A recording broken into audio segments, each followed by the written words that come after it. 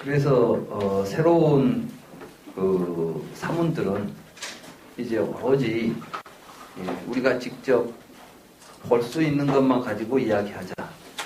그러다 보니까 자기들이 이제 그 사람들이 주장했던 게 물질적인 실체들만을 처음에 주장하게 됩니다. 그래서 이제 지, 수, 화, 풍 이 네 가지가 이 세상을 이루고 있는 실체다. 다시 말해서 이 세상은 어떤 불변의 하나의 실체인 브라만이 창조했거나 변화해서 만든 게 아니라 본래부터 변치 않고 존재하는 실체들이 네 가지가 있었다. 이런 주장을 한 겁니다. 이게 지금 우리들이 알고 있는 지수, 화, 풍, 사대설입니다.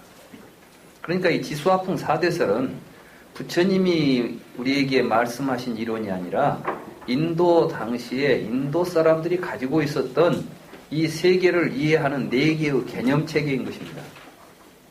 그래서 네 가지 지수, 화, 풍을 통해서 이 세계를 설명하고 모든 걸 이해할 수 있다고 생각한 사람들이 볼 때는 우리 인간이라고 하는 것은 지수화풍 4대가 일시적으로 모여있다가 흩어지는 존재 현상에 지나지 않는 것이고 그때의 정신도 우연하게 발생하는 현상이다라고 봅니다. 그래서 아지타 깨사깜발린 같은 그 당시 유물론자들은 마치 누룩을 빚어서 술을 만들면 본래 곡물에 없던 알코올 기운이 생기죠?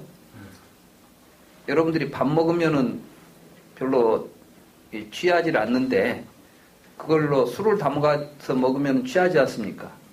그런 것처럼 마치 발효된 음식처럼 물질로부터 정신이 나타난다고 봅니다.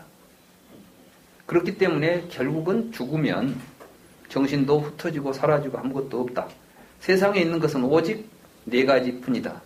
이걸 이제 우리가 대라고 부르는 그 큰 대자는 본래는 마하붓다라는 말의 번역어입니다. 마라는 것은 크다는 것이고 붓다라는 것은 존재한다는 것입니다. 크게 존재하는 것이죠. 뭐 덩치가 크게 존재한다는 것이 아니라 사라지지 않고 영원히 존재한다. 그러니까 이것 자체가 생멸이 없는 것이죠. 땅을 누가 만드는 것도 아니고 지수, 화풍 네 가지는 누가 만든 것도 아니고 또 있던 것이 사라질 수도 없다는 것입니다. 그래서 본래 있는 것이고 그것이 이합집산할 뿐이지 말하자면 모였다 흩어질 뿐이지 그 자체로서는 수량도 변하지 않고 아무것도 변화가 없습니다. 이것은 서양의 근대 물리학하고 조금도 다를 바 없는 이론입니다. 다만 이제 현대 물리학에서는 그걸 원자라는 이름으로 불렀고 종류가 160가지가 되어서 네 가지보다는 더 많은 수로 나누어 보았을 뿐이지 이 세계를 이해하는 구조는 조금도 다르지 않습니다. 원자는 새로 생기지도 않고 없어지지도 않고 이 세계에 있는 모든 우주에 있는 원자의 총량은 불변이라고 보는 것이 원자론이었습니다. 그렇기 때문에 원자가 지니고 있는 질량은 변하지 않는다. 이게 질량 불변의 법칙이라는 거예요. 물론 그게 이제 원자론이 깨지면서 질량을 지닌 원자가 아니라 원자도 영원한 존재가 아니라 이게 다시 융합하거나 분열할 수 있다는 것이 드러나면서 우리가 지금 말하는 핵폭탄들, 원자력이라는 것은 원자가 분열하면은 원자폭탄, 융합하면은 수소폭탄, 이런 식으로 우리가 지금 폭탄이 나오지 않았습니까? 이렇게 이제 원자론이 깨지면서 새로운 생각을 갖게 되는 게 질량 불변의 법칙에서 에너지 불변의 법칙으로 변화합니다. 왜냐하면 모든 질량을 가진 것은 에너지로 환원할 수가 있다. 그게 그 유명한 아인슈타인의 E는 mc 자성, 에너지는 질량과 광속의 제곱에 비례한다. 그래서 이제 이 모든 것들을 하나의 총량제로서 이해하려고 하는 것이죠. 이것은 무엇이냐면 현재까지도 과학이 보고 있는 세계는 태초부터서 변치 않는 어떤 것들이 일정량 존재하고 있는 한정을 가지고 있는 실체로 보는 겁니다. 그런데 거기에 지금 이상한 이제 새로운 또 과학이 등장합니다. 이게 뭐냐면 양자역학입니다. 이제 양자역학에서 보니까 객관적 대상과 그것을 지각하는 주관 사이에 과연 경계선이 있느냐. 지각하는 존재 없이, 인식하는 존재 없이 외부 세계가 어떤 형식이나 어떤 걸로 규정될 수 있는 근거가 있는가. 이렇게 물었을 때 이제 엄청난 새로운 문제를 갖게 되죠. 이렇게 이제 세계는 변화하고 있습니다. 양자역학에 와서 비로소 불교와 소통되는 관점들을 갖게 됩니다. 그래서 이제 양자역학 하시는 분들이 불교에 굉장히 관심을 많이 갖고 있어요. 그건 이제 현대의학이고, 그리고 이제 이 양자역학을 하기 위해서는 지금 우리들이 가지고 있는 모든 관념 체계를 버려야 됩니다. 그래서 양자역학을 하시는 분들이 항상 하시는 말씀이 이건 참 이상하다. 우리가 이해하려면 이해할수록 더욱 이해가 안 되는 것이 양자역학이다. 그 말은 무엇이냐 하면 산자나띠, 우리가 이해한다는 것은 우리가 이미 가지고 있는 관념 체계입니다. 우리가 이미 가지고 있는 관념 체계를 가지고 이해하려고 할수록 더욱 이해가 안 되는 것이 우주의 실상이라는 이야기와 다를 바가 없는 것입니다. 그래서 이제 아비자나 양자역학에서는 새로운 이 세계를 볼 수 있는 새로운 인지적 구조, 또 인지적 시스템을 요청하고 있는 것이고, 오히려 그것이 불교적인 관점, 제법 개공, 공이라는 관점이 있잖아요. 이 공이라는 관점을 이제 가지고 접근해야 되겠다는 의식을 하고 있습니다. 그러니까 이제 모든 분이 이제 그런 건 아니겠죠. 어떤 관념을 변화시킨다는 건 쉬운 일이 아니고 또 그렇게 일시적으로 되는 일이 아닙니다. 그런데 불교를 좀 공부하신 그 양자역학을 하시는 분들은 불교 속에서 양자역학을 이해할 수 있는, 또 우리가 공유하고 같이 이해할 수 있는 어떠한 패러다임을 찾으려고 하는 노력들이 현재 제가 알기로는 그렇게 진행되고 있다고 보고 있습니다. 제가 번역한 불교와 양자역학이라는 책을 쓰신 분이 바로 이제 그러한 입장에 대해서 굉장히 깊이 통찰하고 또 그러한 이야기를 하고 있는 걸 볼 때 서양에서 이제 과학자들이 불교에 관심을 많이 갖는 것은 그들이 가지고 있는 인식론적인 한계를 불교로부터서 불교를 통해서 극복하려고 하는 어떤 노력들도 일단 있다. 전부 그렇다. 그런 이야기는 아니고 이제 그런 부분들이 있다는 것을 차지의 말씀을 드리면서, 이와 같이 이미 부처님 당시에 철학적으로 다양한 세계 이해가 있었다는 것입니다. 그러면 막갈리 고살라나 이 빠꾸다 야짜나 같은 사람들은 또 정신적인 것도 실체로 있다는 주장을 합니다. 이제 다시 말해서 물질만 실체가 아니라 정신도 실체다, 이렇게 주장을 하는 것이죠.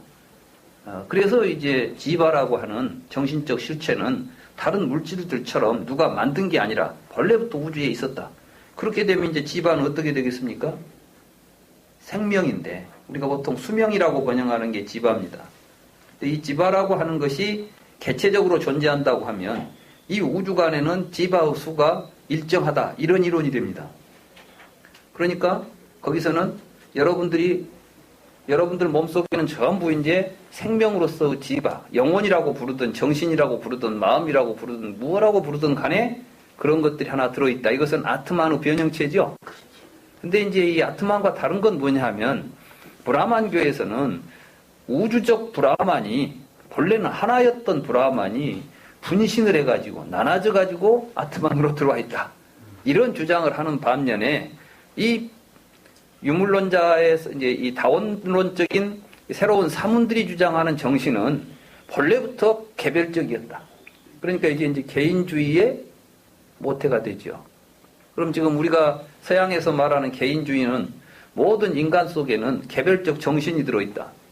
그 개별적 정신의 개념을 철학적으로 가장 확실하게 정초해 준 사람이 데카르트입니다.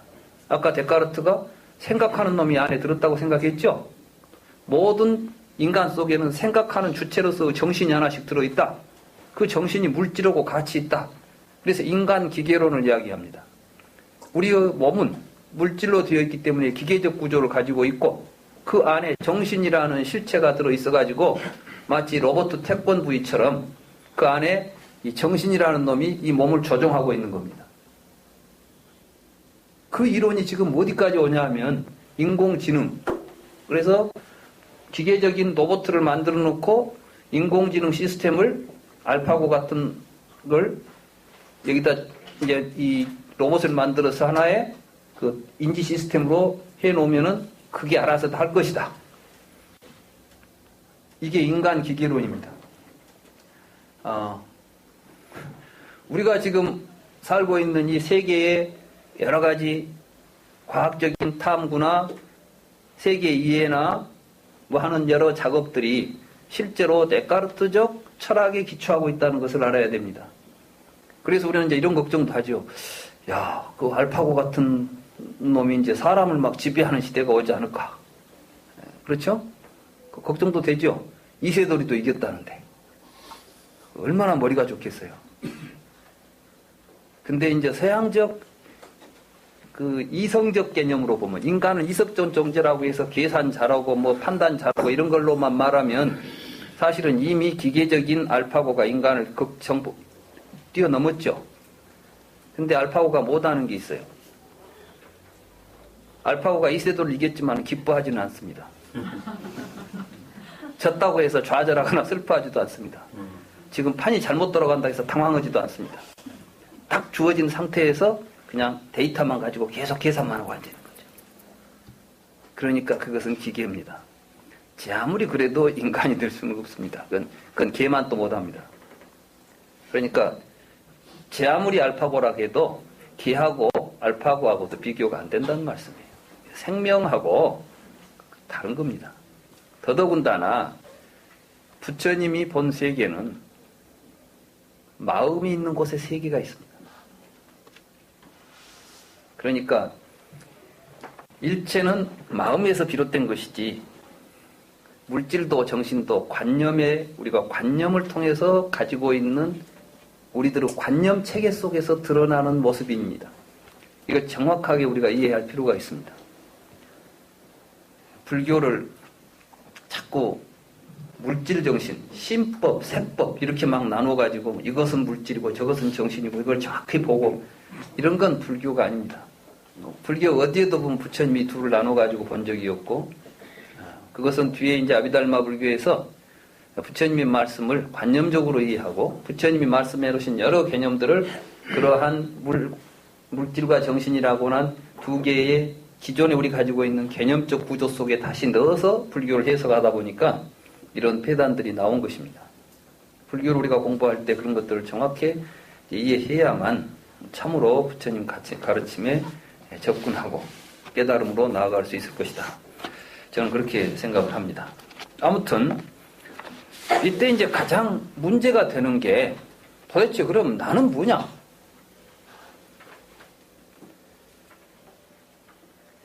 나는 없다고 생각해서 여러분들이 나는 존재하지 않는다. 이게 불교다라고 믿고 산다고 해서 여러분들이 뭐 문제 해결이 되겠습니까? 안 되겠습니까? 예? 나는 부처님의 무화서를 내가 없다는 걸 정확하게 이해했어. 나는 이제 나 없이 살래. 나 없이 산다는 게 뭐죠?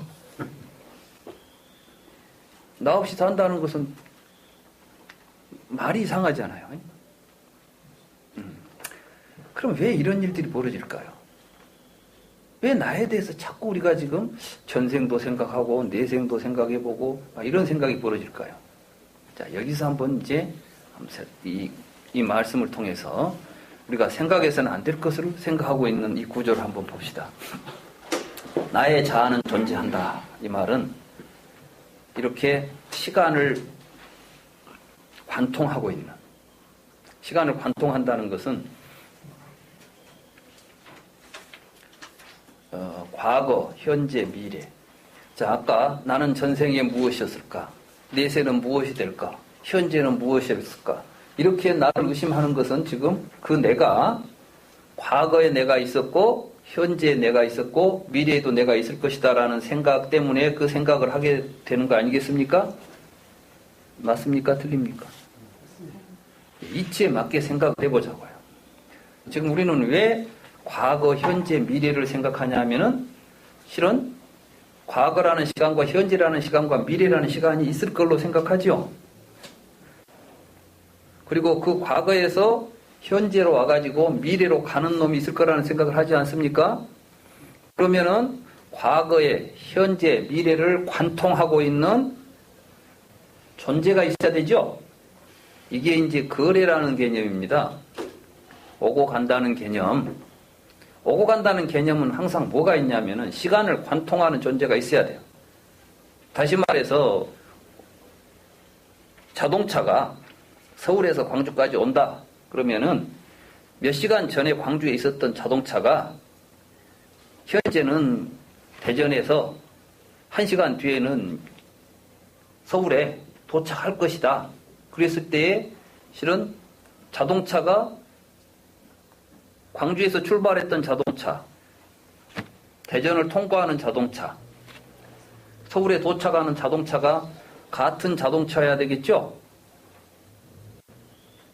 말하자면 시간을 관통해서 변함없이 존재하는 그 무언가가 있어야만 우리는 시간을 통해서 과거에서 현재로, 현재에서 미래로 간다는 생각을 할 수 있다는 겁니다. 그럼 내가 전생에 현생으로 와서 내세로 간다고 할 때는 과거에 있었던 놈이 현재로 오고 현재에 있었던 놈이 미래로 내래로 가는 그 어떤 이걸 제가 이제 좀 쉽게 표현하자면 시간을 관통하는 존재. 시간을 관통해야 돼요.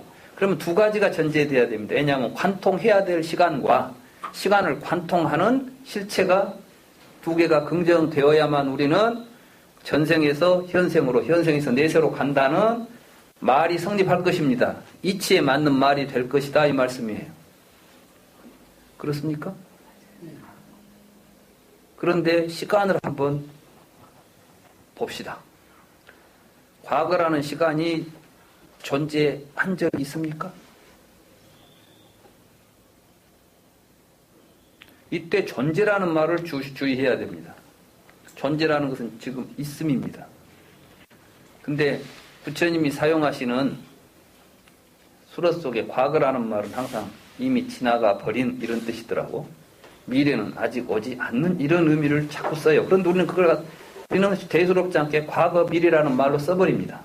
물론 과거 미래를 의미하는 말이긴 하지만 부처님이 설법하실 때 그러한 동사의 진행, 이미 과거 진행형, 이미 끝나버린 것, 진행이 완료된 형태를 쓰고 또 아직 오지 않는 미래, 오지 않음이라는 개념을 자꾸 써가지고 그 시간을 지금 설명하고 있는 의도가 있을 거예요.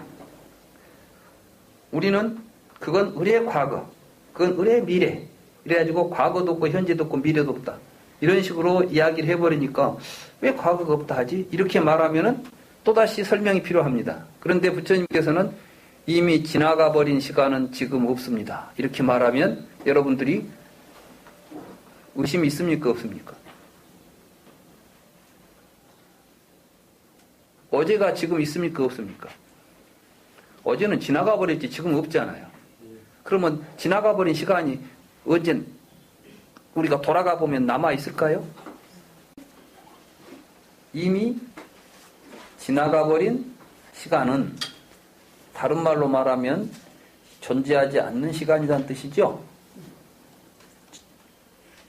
현재는 없는 시간인데 지나가 버렸으니까. 또 아직 오지 않은 시간은 아직 안 왔으니까 없는 시간을 우리가 지금 관념적으로 이야기하는 겁니다. 그러니까 관념적으로는 과거가 있지만 여러분들이 아비자나띠 지금 직접 대면하려고 하면 있어요 없어요 그 시간이?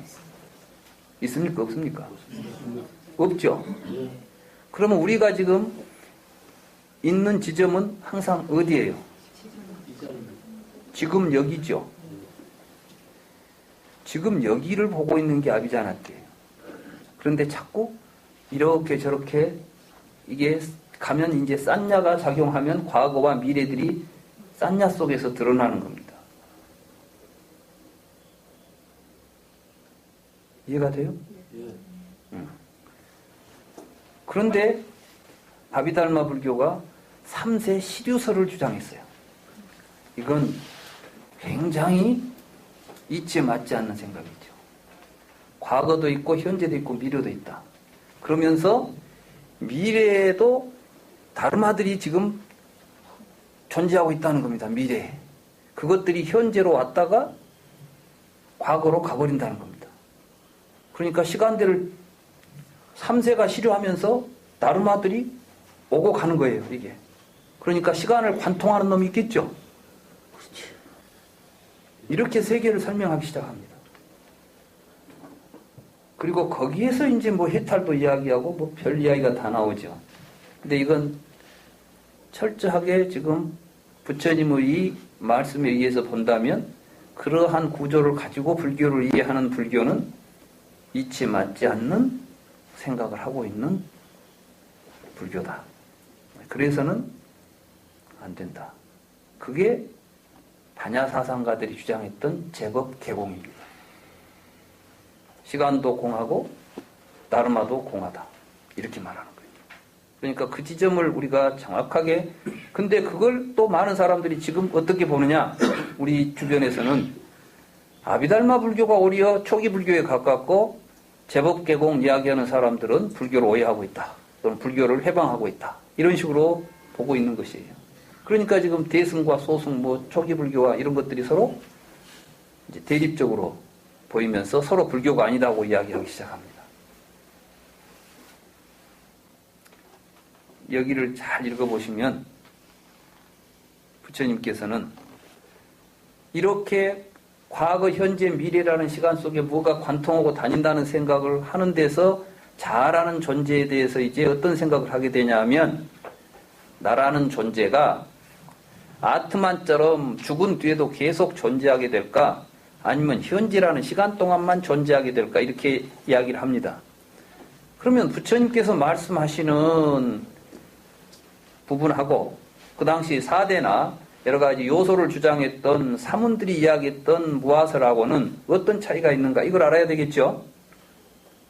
이 지점이 참 어렵습니다. 그래서 항상 오해가 일어나는 부분입니다.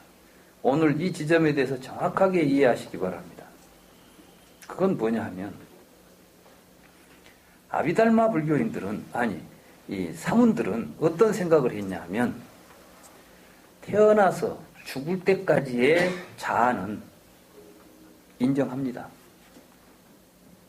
말하자면 물질이 모여있는 상태 속에서 자기 동일성을 유지하고 있는 자아가 있다는 것은 인정합니다. 그런데 그게 죽은 뒤에는 물질이 흩어져 버리면 그 자아가 사라진다고 보는 거죠. 그러니까 멸이 되겠죠. 멸 이후에 계속 존재하느냐 못하느냐 문제 아닙니까? 아트만은 계속 존재한다는 주장이죠. 그런 아트만이 없다고 주장하는 게 뭡니까? 사문들이에요. 그래서 이게 나의 자아는 존재하지 않는다 이 말은 살아있는 동안은 내가 있지만 죽은 뒤에는 아트만처럼 계속해서 영속적으로 존재하는 나는 없다 이렇게 주장하는 겁니다. 무슨 이야기인지 아시겠어요? 그러면 부처님은 무엇을 주장하느냐? 부처님은 한순간도 나라고 할 놈이 있지는 않다는 거예요. 매 순간순간. 그러면 또 너무나 극단적인 뭐입니까? 허무주의 아니냐 이렇게 말할 수 있겠죠. 그죠? 네. 부처님께서 업보는 있으나 작자는 없다 이렇게 말씀을 하셨어요. 그래서 이제 부처님은 여기서 이제 나라는 놈이 있어 없어 이렇게 지금 나의 문제를 내가 있냐 없냐고 보지 말고 현재 내가 나라고 부르는 나의 삶이 어떻게 존재하고 있는가. 지금 여기에 있는 나를 여실하게 보자는 겁니다.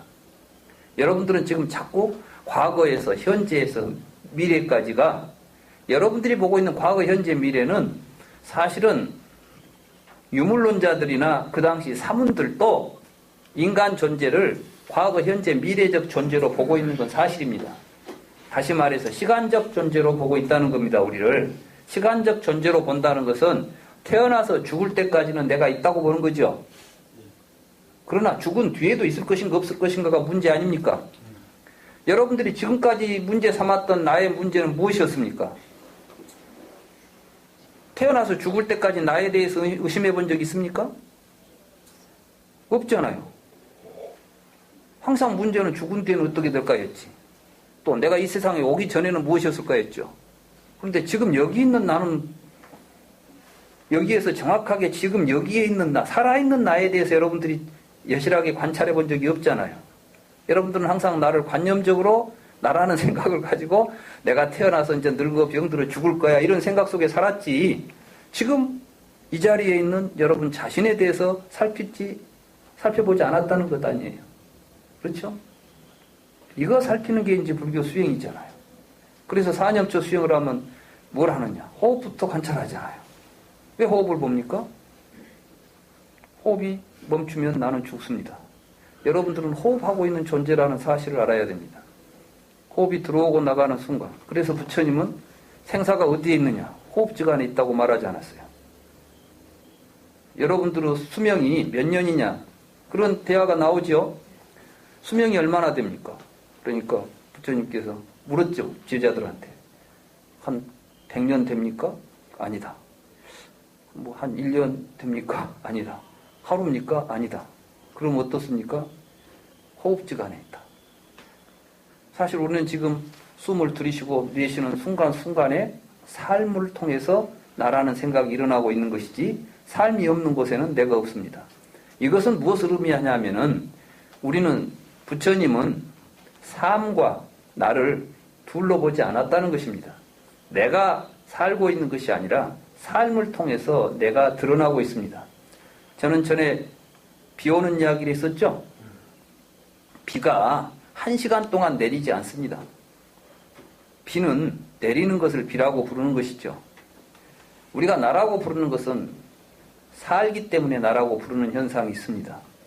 그러니까 내가 산다는 것이 얼마나 중요한 사실입니까? 그럼 삶을 이제 여실하게 볼 필요가 있겠죠. 여러분들이 산다고 할 때 이 삶을 유지시켜주는 것은 여러분 개체로서 살고 있습니까? 내가 살고 있나요? 부처님은 이런 말씀을 하십니다. 사람들은 나무가 물과 영양분을 흡수해가지고 자란다고 말하지만 사실은 그런 나무는 없다는 거예요. 그럼 뭐가 나무입니까? 그러니까 물과 나무에 의해서 자라는 것을 나무라고 부르는 것이지. 이게 나무의 실상입니다.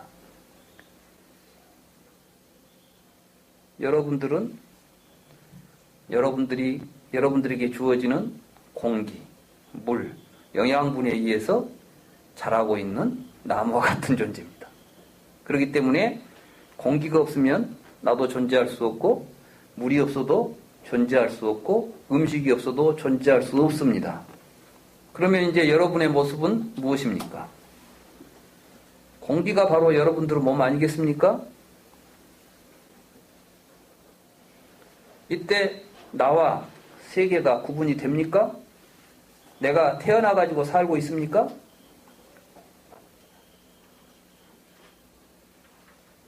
경에서 부처님은 그렇기 때문에 열애는 이렇게 열애를 보고 있기 때문에 금강경에 보면 그런 이야기가 나왔죠.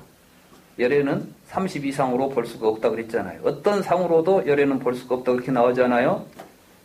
실제로 니까야에 이제 우리가 다음에 볼 경이입니다만 그 경에서도 세상의 어떤 천신들도 뿌라와다빠띠나 어떤 누구도 열애를 볼 수 없다.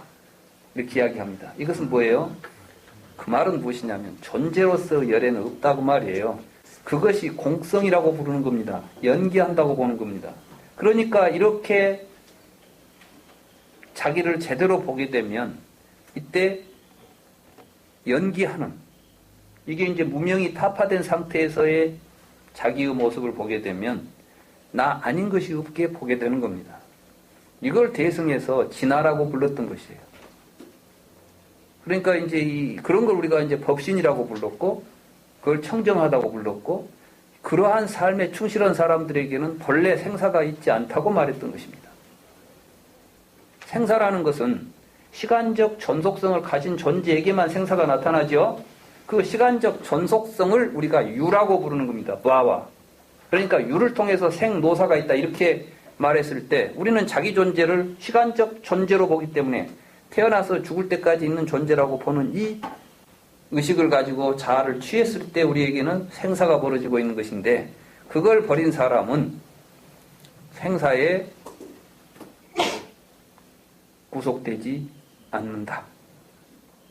그러니까 열애가 태어났다는 말도 말이 안 되는 소리고 열애가 죽었다는 말도 말이 안 되는 소리다. 이해가 됩니까? 네.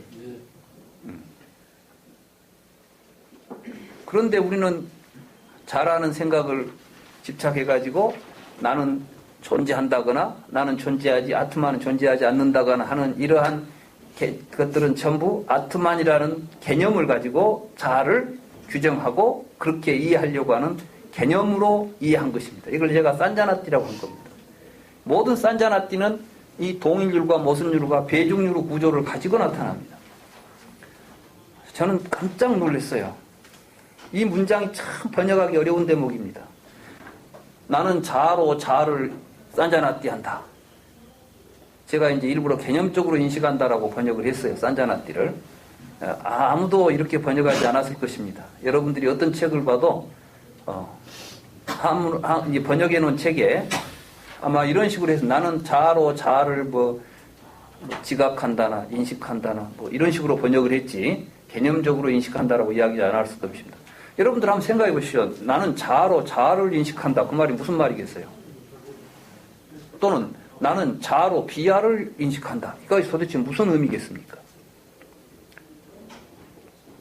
경에는 써졌으니까 번역은 하지만 이 말을 왜 부처님이 여기서 하고 있는지는 모르고 읽어간다면 또 그것도 이해가 잘 안 된다면 이런 말씀 드러나만한 말 아니겠어요? 이런 건 이제 경을 읽어도 읽었다고 할 수 없는 겁니다. 그럼 한번 생각해 봅시다. 자아를 자아로 개념적으로 인식한다. 이건 동일률에서 공식적으로 보면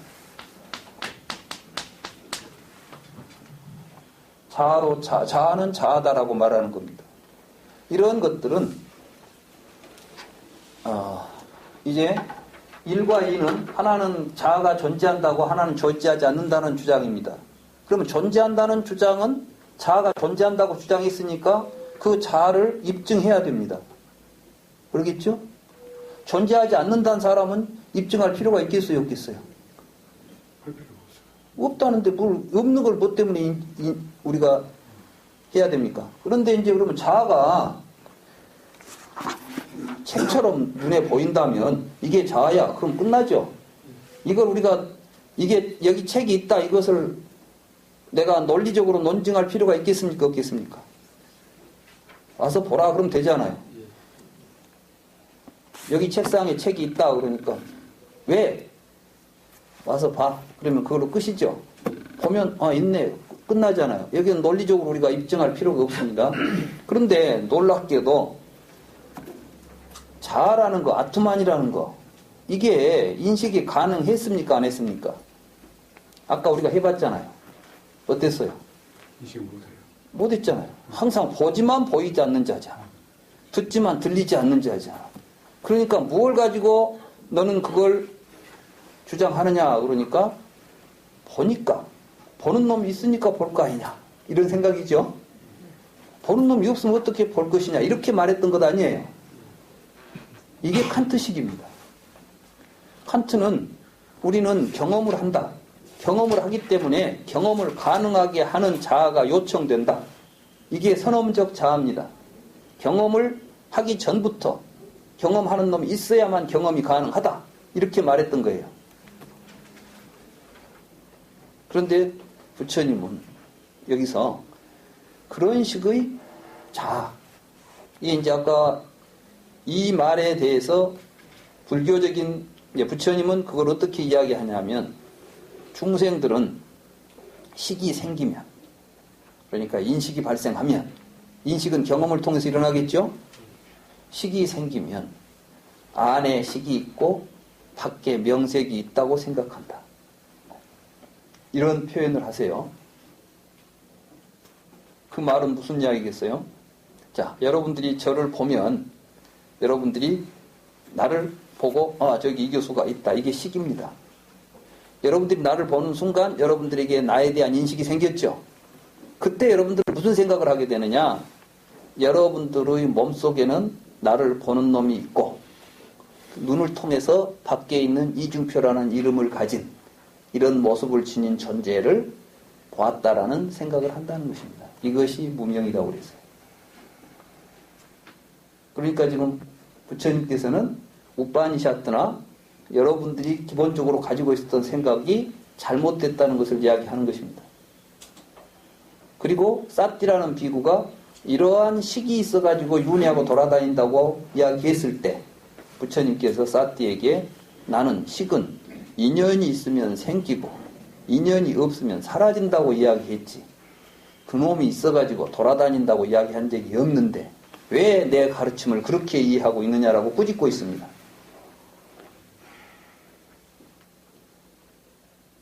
여러분들이 눈을 감아 보십시오.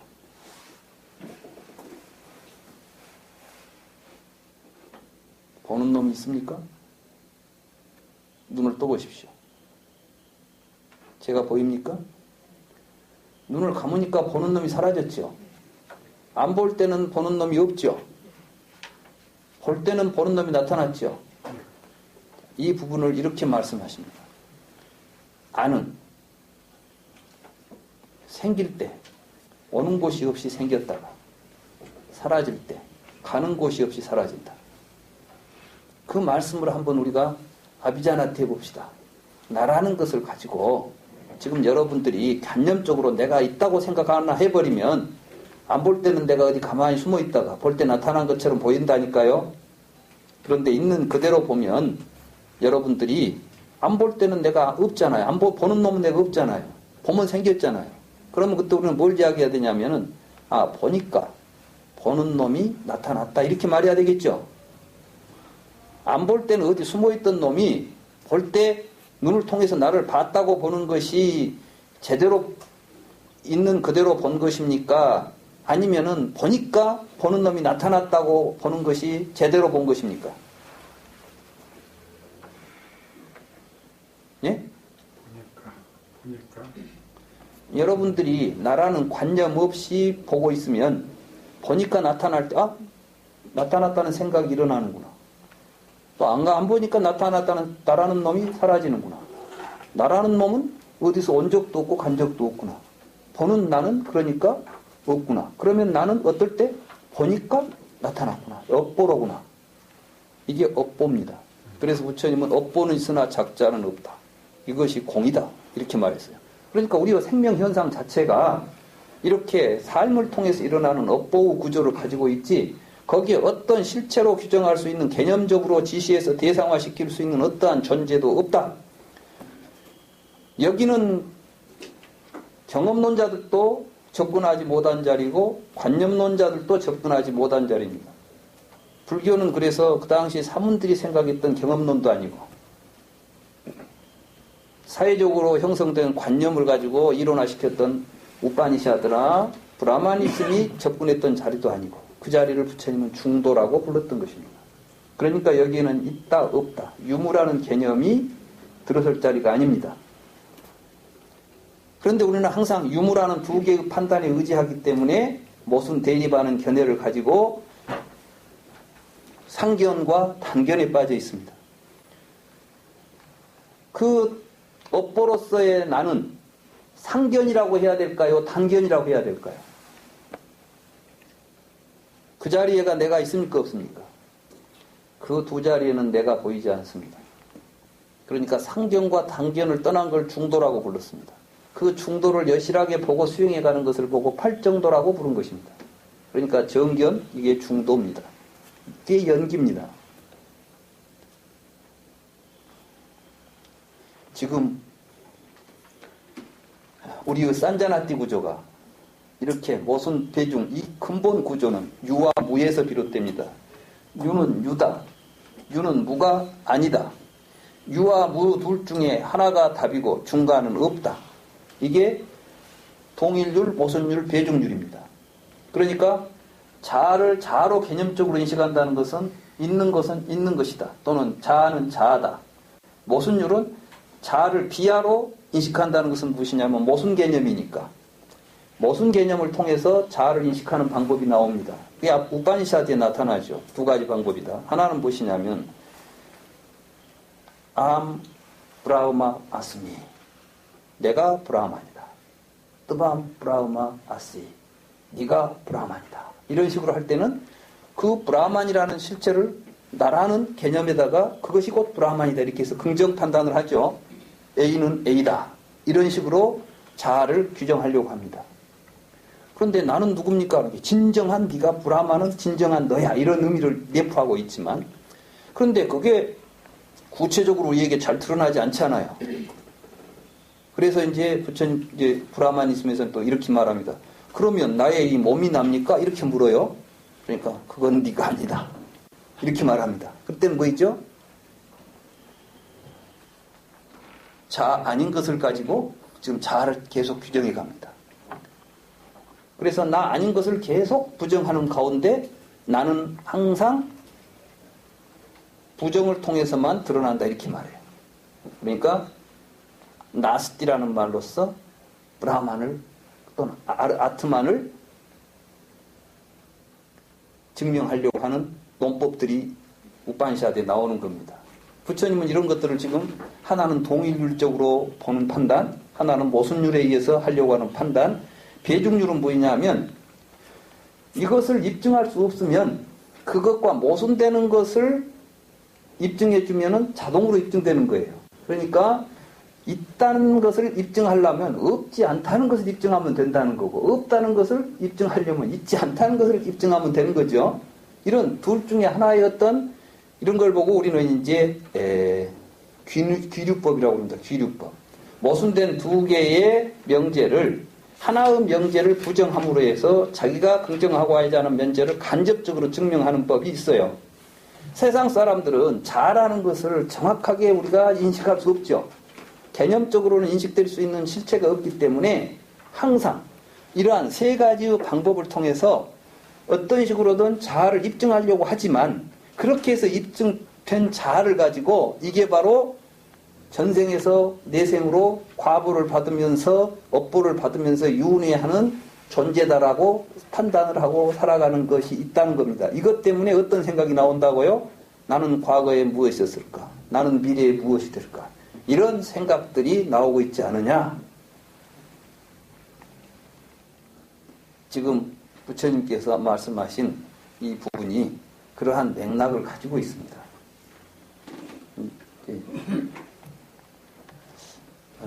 여러분들이 개인적으로 이렇게 읽으실 때는 왜 갑자기 막 이야기하다가 또 6가지 사견이 있다고 이야기하시다가 뭐 이게 좀 질서가 없는 것처럼 보이는데 저는 이걸 읽어보니까 어떤 이걸 경을 쓰시는 분들이 이 맥락을 정확히 우리에게 전해주지를 못해서 그렇지 이 경전이 설해진 전체적인 구도로 보면 우리에게 윤회한다는 생각이 나타나는 것은 자아가 영원히 과보를 받으면 영원히 머물 것이라는 이러한 생각에 기초한 것이고 이러한 생각에 기초한 생각을 부정하거나 긍정하는 판단들이 세상에 나오게 될 것이고 긍정하는 사람들은 이러한 세 가지의 논리적 토대를 가지고 긍정을 하고 있는 것이다.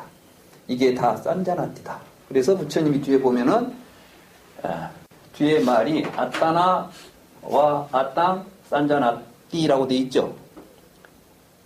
이 모든 판단을 전부 부처님은 산자나띠라는 말로써 표현하고 있는 겁니다. 근데 이제 그 차제에 이 책이 좀 그 미스프린트가 하나 나온 게 있어서 29쪽을 보시면 4번에 보면 나는 자아를 가지고 비하를 개념적으로 인식한다에 아따나와 아따나 산자남이라고 돼 있죠. 이게 이제 왜냐하면은 그 자아를 인식하는 자기가 있으니까 산자나 미라고 하는 겁니다. 띠는 이제 저기도 좀 잘못됐네요. 미라고 해야 됩니다. 이걸 판단하는 자신이니까 1인칭입니다. 지금 이 문장은. 그 다음에 이제 5번도 똑같이 돼 있죠. 말리어가 그죠? 네. 근데 이게 제가 잘못한 거예요. 안 아따나와 아따나와 아따나 산자나띠라고 해야 됩니다. 그러니까 앞에는 안이 붙고 뒤에는 안이 떨어져야 됩니다. 그래서 이게 맞습니다. 여기 보면 아따나 앞에가 안이 붙었죠. 이 부분 있죠. 근데 여러분들 책에는 이 부분이 요리 뒤에가 있어요. 사실은 내가 쓰면서 좀 오타를 한 겁니다. 안이 앞뒤로 바뀌어져야 될 부분을 뒤에 치를 똑같이 해가지고 똑같은 그 빨리어 표현이 됐는데 원문에는 그렇게 되어 있습니다. 그러니까 차제에 지금 그 부분을 좀 수정해 주시면 고맙겠습니다.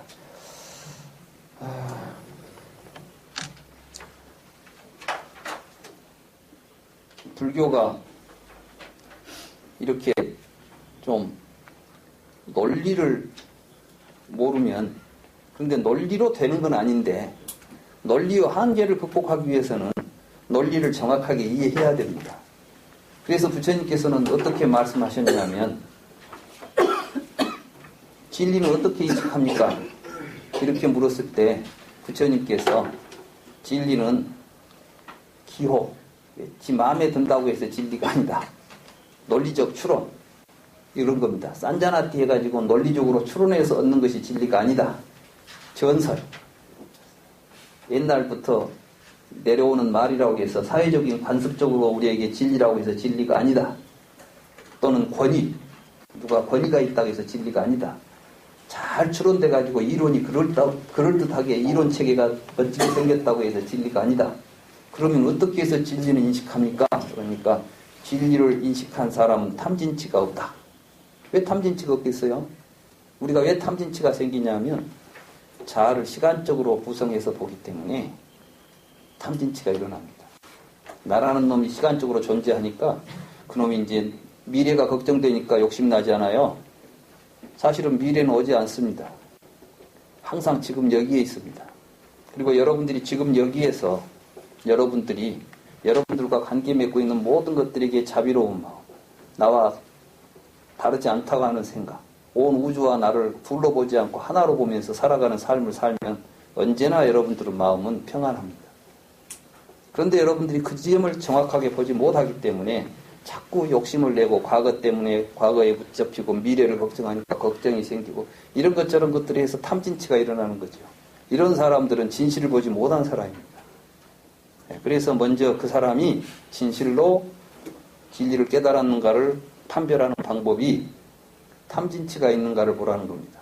그래서 그 사람에게 탐진치가 없으면 그 사람을 가까이 가서 그 사람의 말에 관심을 가지고 기울일 것이다.